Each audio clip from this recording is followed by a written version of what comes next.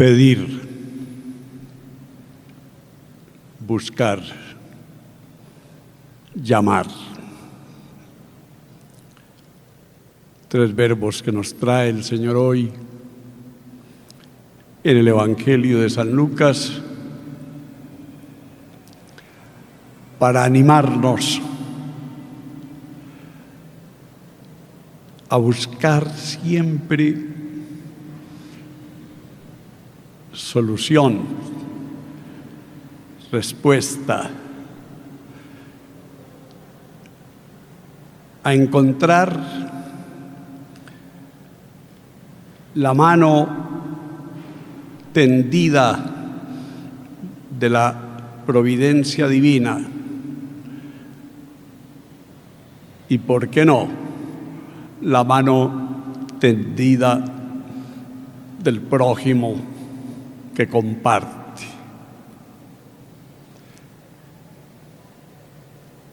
Es toda esta reflexión sobre la oración muy novedosa, tan novedosa que los discípulos que ven a Jesús orar, cuando concluye su oración,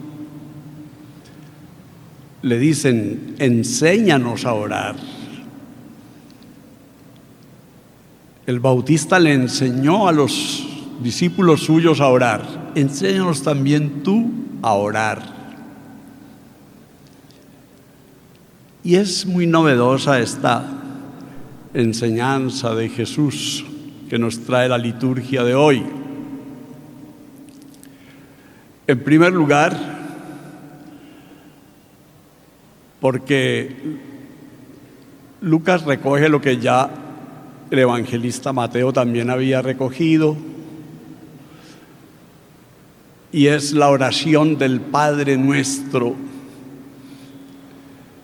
con algunas modificaciones que le trae Lucas, en la que se encuentran dos movimientos. Un movimiento de nosotros, los seres humanos, hacia Dios, que es la primera parte del Padre Nuestro. Es el niño que mira al papá o a la mamá y le extiende los brazos. Pero al mismo tiempo, ese movimiento de nosotros a Dios es también el anhelo que ya tenemos en el alma. El Padre Nuestro supone que el que está rezando ya es un ser humano evangelizado. Ese anhelo de que Dios sea conocido, su nombre, que su reino llegue a todos. Ese anhelo de que la voluntad de Dios se haga en cielo y tierra. Eso significa que el que ora ha tenido ya esta conversión, este volverse a Dios, ha recibido la noticia del reino de Dios y busca ese reino, como diría Jesús: busquen primero el reino de Dios y su justicia, y lo demás les vendrá por añadidura. Le escuchaba a alguien decir la otra vez que nosotros siempre pedíamos primero la añadidura y casi nunca la soberanía del amor de Dios, el reino de Dios. Y la segunda parte del Padre Nuestro sí es como atraer esa mirada providente de Dios hacia nosotros. Entonces le hablamos del pan de cada día, o el pan del mañana, como lo dice Lucas.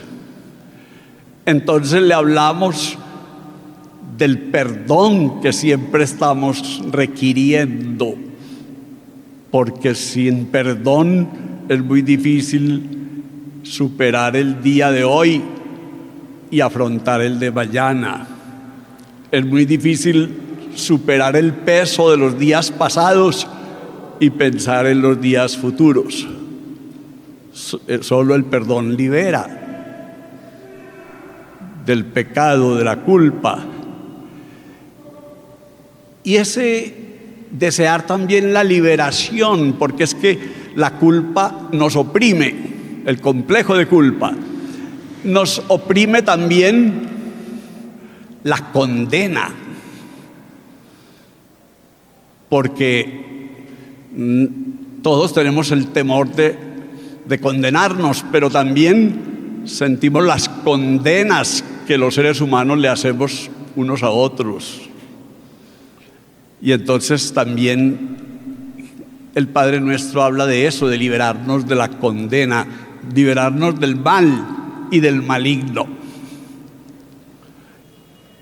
Es muy bonita esa dinámica del Padre Nuestro que une nuestra mirada al cielo y la mirada de Dios a la tierra, a nosotros.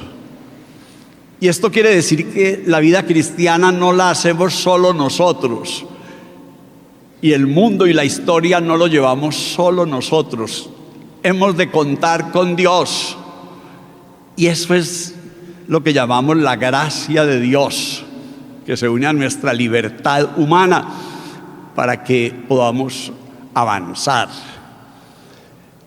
Estamos en tiempos en los que el ser humano va agotando su capacidad y tendremos que aprender de nuevo a recurrir a Dios, Creador, para que arregle lo que hemos dañado nosotros. Tendremos que acudir de nuevo a la oración para que nosotros seamos capaces, como decía la oración colecta, sin ti nada es santo ni fuerte. O en el Evangelio alguna vez Jesús dice, sin mí nada pueden hacer. Y qué hermoso que la palabra de este domingo 17º del tiempo ordinario para este día 24 de julio nos está diciendo: cuando te invoqué me escuchaste, Señor, en el Salmo. Nos está diciendo: aprendan a recibir lo que Dios ya les da, ya les está dando. ¿Y qué es lo que Dios nos está dando? Uno podría decir todo lo que Dios le está dando, que no lo producimos nosotros, sino que lo recibimos. Desde respirar un aire que no hay que producirlo todavía, pero sí hay que cuidarlo. O recibir el sol, que no lo inventamos nosotros. O estar en una tierra que tampoco la inventó el ser humano. Pero sobre todo, ¿qué nos da Dios? Dios se nos da Él mismo. Nos dio a su Hijo Jesús. Y al darnos a Jesús, nos da la posibilidad de morir con Él y resucitar con Él, como lo dice la segunda lectura a Colosenses en el bautismo. Nos da la posibilidad de vencer también con Él la muerte, tener la fuerza de la resurrección. Nos da la posibilidad de ser perdonados y liberados de toda condena. Es hermoso lo que nos dice Pablo en esa segunda carta a los en esa segunda lectura de la carta a los Colosenses. Pero más bello todavía lo que dice Jesús al final. Miren, si los papás, aún los que son malos papás, saben dar cosas buenas a sus hijos, cuánto más su Padre del cielo dará el Espíritu Santo a quienes se lo piden. Es que hay que pedir el Espíritu Santo y hay que pedirlo cada día.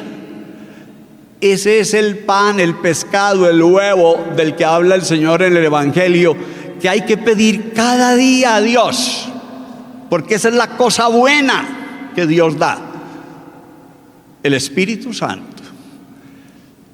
Pero tenemos que examinarnos porque nosotros le pedimos a Dios cosas, pero difícilmente encontramos cristianos que lo primero que hagan sea ponerse de rodillas y pedir el Espíritu Santo cada día, y antes de ir a un trabajo, a una labor, a un viaje o tomar una decisión en la vida, pedir el Espíritu Santo. Y ahí está el mandato de Jesús: reciban el Espíritu Santo, que Él nos lo dan el Padre y Jesús. Y claro, si yo recibo, puedo dar, porque dicen que nadie puede dar lo que no tiene y nadie tiene lo que no recibe. Y ahí la oración que nos enseña Jesús cambia. Es que tú no le hablas a Dios solo y Dios te habla a ti. Es que a ti también te habla el prójimo. Y tú tienes que escuchar la necesidad de tu prójimo, la oración de tu prójimo, la petición de tu prójimo. Y cuando escuchas la petición de tu prójimo, entonces tú tienes que reconocer su necesidad. Y tal vez también tú sientas tu carencia: no tengo que darle al otro. Entonces busca, pidan, busquen y llamen. Busque y vaya. Tengo unos vecinos, voy de donde aquellos vecinos que sí tienen pan. Vecino, a medianoche me llegaron unas visitantes y no tengo que darles, préstame 3 panes.